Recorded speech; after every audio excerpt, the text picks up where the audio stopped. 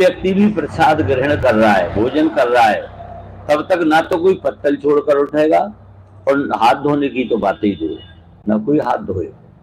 यदि किसी को उठना भी है तो सबसे स्वीकृति, आप आदेश दें तो मैं उठ जाऊं, मुझे जरा काम है या जो है, तो हो सकता है उससे स्वीकृति समय दे, नहीं तो बैठो। क्यों? कैसी मान्यता है, अगर सब प्रसाद ग्रहण कर रहे हैं, भोजन कर रहे हैं, और एक व्यक्ति ने अगर हाथ धो लिया, किसी ने एक ने हाथ धो लिया, तो जिसने हाथ धो लिया फिर वो पूरा चौका उसका सकरा माना जाएगा, फिर उसकी जूठन हो गई। अब जब दूसरे की जूठन हो गई तो दूसरे की जूठन कैसे खा लेगा कोई? सबको भोजन बंद करना पड़ेगा। तो इसलिए अगर कोई हाथ धो लेता था तो लोग बाग सब भोजन करना बंद कर देते थे और उसको बहुत जलील होना पड़ता था। ये नियम था पहले ब्राह्मणों की पद्धति।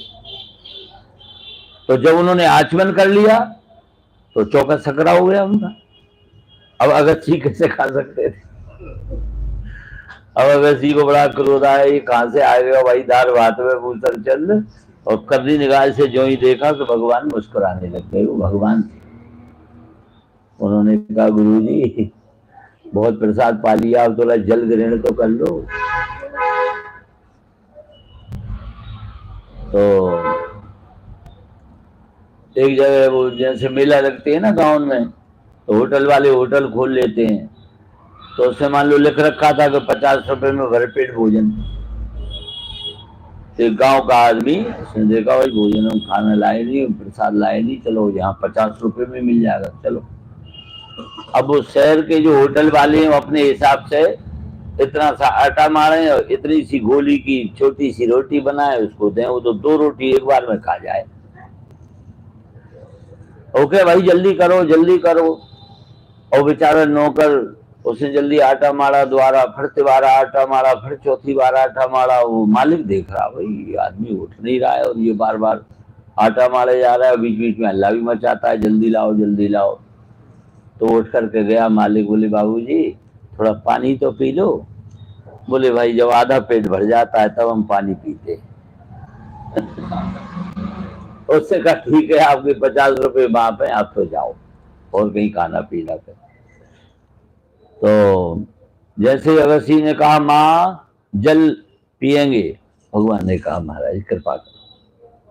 वो भोजन करा करा के बहुत परेशान हो गई हैं, कहीं मौका मिलेगा तो जल हम पे ला देंगे, अब आप कृपा करो। तो उस दिन का वो जल उधार भगवान का चल रहा था। आज तुरंत उन्होंने और अगस्ती महाराज को बुला लिया। बोले उस दिन जो आप बगैर जल के रह गए थे, आज बहुत बढ़िया ऊपर से मिनरल वाटर आपको मिलेगा, शुद्ध जल, और जितना पी सको आप पी लो।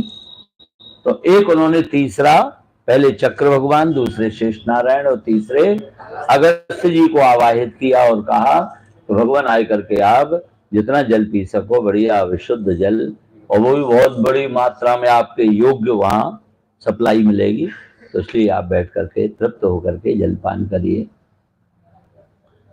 तो इस प्रकार से जब प्यारे प्रभु ने अपनी एक कनिष्ठा उंगली पर पर्वत उठाया, 1-2 दिन बाद ही ग्वाल बाल कन्हैया से आग्रह करवे लग गए लाला, और इधर मैया भी दुखी है गई। तो ग्वाल वाले ने फिर कही कि लाला रे हम गिरिराज पर्वत उठावे में तेरे सहयोग कर दें। तो कल आप सुनी चुके हो भाई तुम पे उठ जाएगा का, तो बड़ी नाराज हुए। अरे बोले मैंने जब भी कुश्ती लड़ी है तो मैं पटक मारी है, तो ऐसी बात क्यों करे राई, ना ना ना उठा ले। बोले उठ जाए तो उठा लो। अरे उठ जाए, उठ जाए उठा लो, अब हाल उठाओ, चलिए और सबरे लग गए। लेकिन जैसे ही प्यारे प्रभु ने अनेक उंगलियां हटाई है और जैसे ही उनके ऊपर कंधा वाले पे और मूड वाले पे और हाथन वाले पे लठिया वाले की लठिया टेढ़ी जो आफत आए, जैसे मर्द आदमी की आवाज